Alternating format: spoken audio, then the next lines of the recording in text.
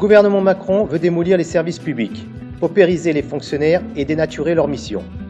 Retour du gel du point d'indice, gel des mesures de revalorisation prévues en 2018, liées au PPCR pourtant signé par l'État, baisse des salaires nets des agents publics avec la nouvelle hausse des cotisations retraite, baisse des pensions des retraités avec la CSG, retour du jour de carence, mépris pour les conditions de travail avec 120 000 suppressions d'emplois annoncées en 5 ans.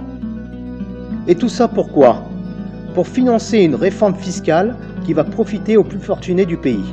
Rappelons que l'impôt sur la fortune rapportera moins de 1 milliard d'euros contre 5 milliards actuellement, soit un manque à gagner pour l'État de plus de 4 milliards.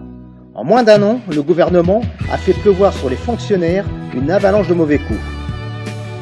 C'est désormais au fondement même du statut que le gouvernement s'attaque.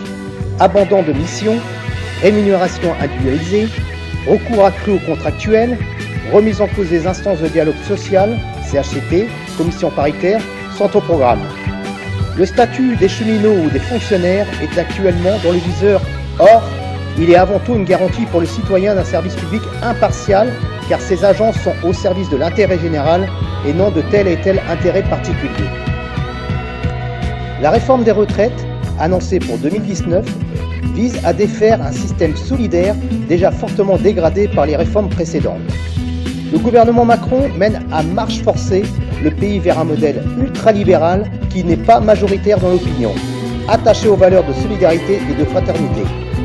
Ce qui se passe dans la fonction publique est grave, tant les changements envisagés sont profonds et touchent non seulement aux conditions de rémunération et de travail de 20% des salariés, mais aussi au modèle de société auquel nous sommes attachés.